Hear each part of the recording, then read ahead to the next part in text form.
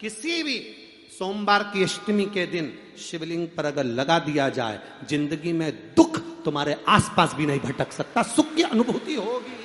शिव महापुराण की कथा कहती है, बड़े ध्यान से सुनना।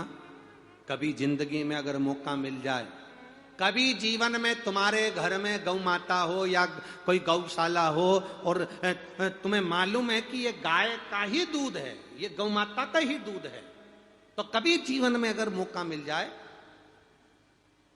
और अगर तुम्हें कोई कह दे कि तेरी किस्मत में सुख नहीं है, तेरी किस्मत में धक्के खाना लिखा है, तेरी किस्मत में दुख लिखा है, तेरी किस्मत में हमेशा धक्के खाना लिखा है, कोई कह दे तुमको, तो उसकी सुन लेना।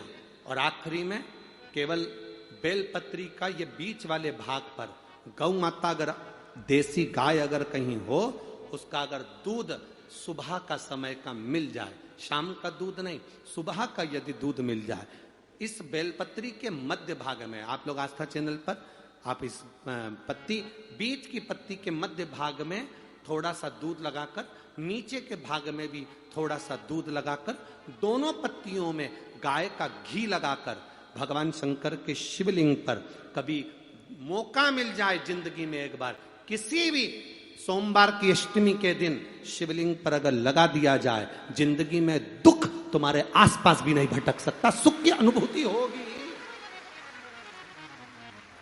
दुख में भी सुख आएगा, किस्मत में दुख लिखा है वो तो आएगा, पर दुख में भी सुख की अनुभूति होगी। आएगा दुख, पर दुख भान नहीं होने देगा।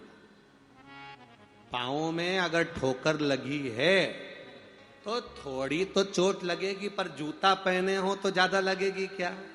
जम के तो बोलो रे, नहीं लगे, क्योंकि जूता पहन रखा है, तुमने पहले से सेफ्टी कर रखी है, तो चोट नहीं लगेगी। ठोकर लगी, कष्ट हुआ, पांव में थोड़ा कष्ट हुआ, पर इतना नहीं हुआ। अगर नंगे पैर होता, चोट लगती तो ज्यादा लगती। अष्टमी बहुत सुंदर दिवस है, बहुत बहुत बधाइयां महाराज। सोमवार की अष्टमी का मतलब आपको इंदौर की कथा में बताया था, जिस दिन शंकर और पार्वती के मिलन का दिवस हो, और केवल एक माता पार्वती के अकेले मिलन का नहीं, 64 योगनियां तक भगवान शंकर से मिलने के लिए आती है। जिस लड़के की शादी नहीं हो रही हो, सोमवार की अष्टमी पड़ने पर एक लाल फूल चंदन में लगाकर, जहां पर अशोक सुंदरी का स्थान है, उस अशोक सुंदरी वाले स्थान पर ले जाकर, अगर सोमवार की अष्टमी पड़ने पर लड़का या लड़की जिसका विवाह नहीं होता वो चढ़ा देता है, मात्र 3 महीने में उसका विवाह पक्का हो जाता है। मात्र 3 महीने। अशोक सुंदरी का स्थान शिव। बहुत तकलीफ है और नहीं हो रहा काम, बहुत दिनों से लगे हो, नहीं हो रहा, हरा मूंग ले जाओ।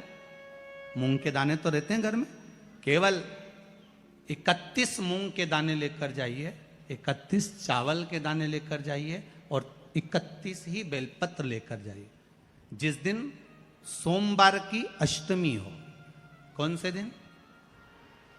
सोमवार की अष्टमी हो, उस दिन शंकर जी के मंदिर में जाओ, 3 चीज लेकर जाओ, मूंग के दाने, चावल, बेलपत्र।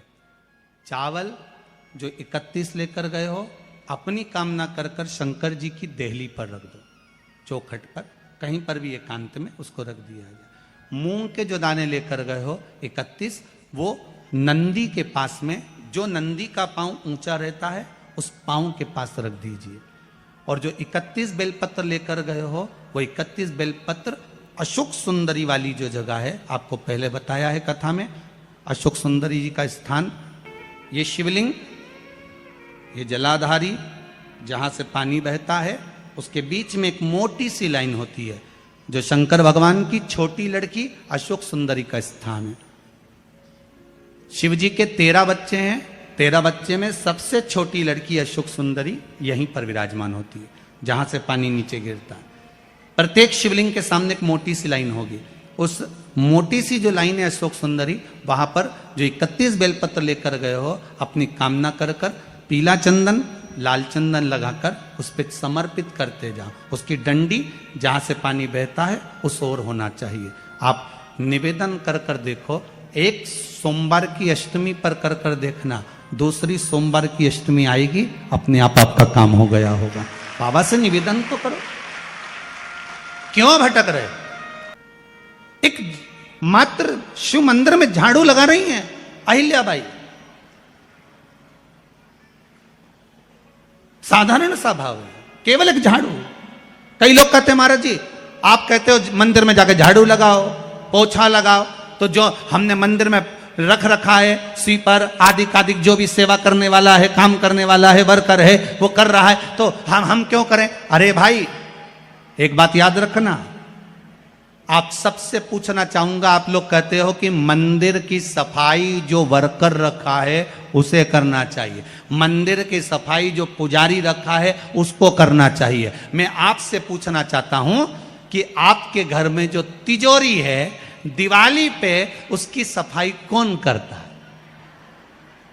नौकर करता है? अरे बोलते तो जाओ। नौकर करेगा? नहीं। वर्कर करेगा? नहीं। स्वीपर करेगा? नहीं। तिजोरी की सफाई कोई दूसरा नहीं करता, तिजोरी की सफाई हमें करना होती है। उसी तरह मंदिर की सफाई ना पुजारी करे ना कोई वर्कर करे, जो दर्शन करने जाए वो करे, क्योंकि ये तिजोरी है हमारी, ये तिजोरी है हमारी, यहां से हमें मिलता है, ये मेरा देव अतिदेव महादेव देता है। और धतूरे का फूल,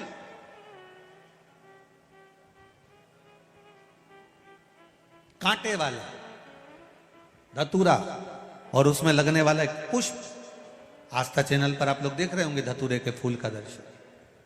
धतूरा और धतूरे का पुष्प, छोटा सा पौधा है, ज्यादा बड़ा नहीं है, कांटा लग रहा है, धतूरा लग रहा है, और उसमें भी साधारण धतूरा नहीं, जिस धतूरे के नीचे की डंडी लाल कलर की होती है, अगर वो सोमवार की अष्टमी को देवाधिदेव महादेव को समर्पित करी जाती है तो उसके घर में कभी संपदा की कमी नहीं होती है।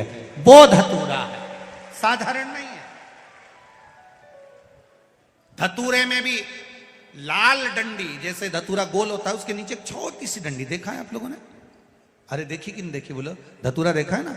धतूरे के अंदर एक नीचे छोटी सी डंडी होती है, जब तोड़ोगे तो वो डंडी का कलर अगर लाल है, वो डंडी का कलर अगर लाल है, और कभी हम तो कहेंगे जैसे बड़ी बीमारी जिसको हो जाती है, लीवर किडनी कैंसर आदि कादि बड़ी बीमारियों से जो जूझ रहा होता है, प्रयास करो, प्रयास महामृत्युंजय का जाप कर कर, महामृत्युंजय का स्मरण कर कर, एक लाल डंडी का धतूरा प्रयास करना, एक धतूरा मिल जाए या 5 धतूरे मिल जाए किसी भी एकांतेश्वर महादेव पर, जो शिव मंदिर एकांत में हो, जहां कोई जाता आता नहीं हो।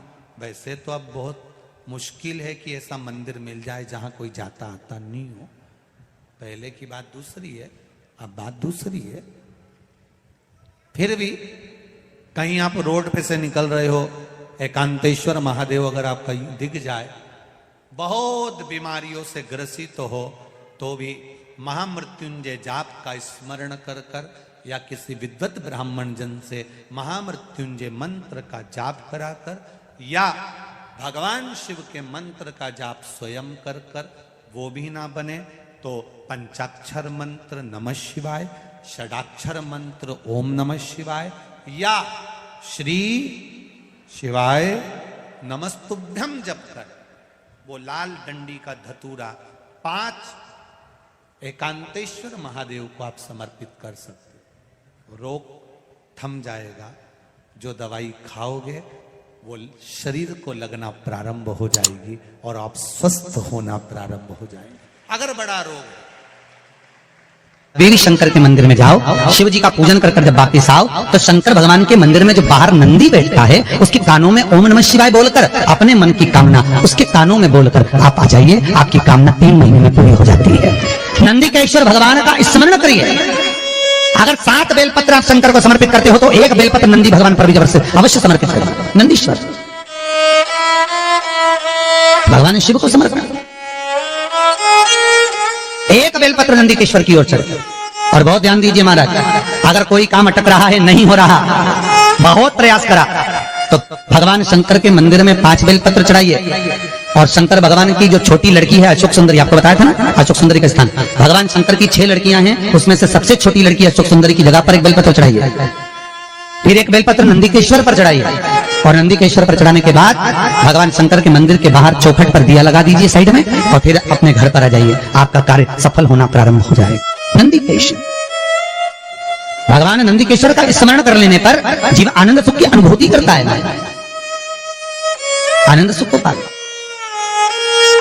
भगवान नंदीकेश्वर का पूरी दुनिया में केवल एक केदारनाथ ही एक ऐसा है जहां पर ओम कुंड विराजमान है। कौन सा कुंड है वहां पर? ओम कुंड। जो बच्चा हकलाता है, तोतला बोलता है या गूंगा होता है, जिसकी वाणी नहीं होती, वो अगर ओम कुंड पर जाकर ओम बोलने का प्रयास करता है तो जितनी देर तक उसके मुंह से घुन्न की आवाज निकलती है उतनी देर तक ओम कुंड में से पानी का बुलबुला निकलता रहता है। और 7 या 8 बार बोलने से व्यक्ति हकलाना छोड़ देता है, तोतला बोलना छोड़ देता है, और उसकी वाणी आ जाती है। वो ओम कुंड केदारनाथ जी में बसता है। कहां बसता है? केदारेश्वर।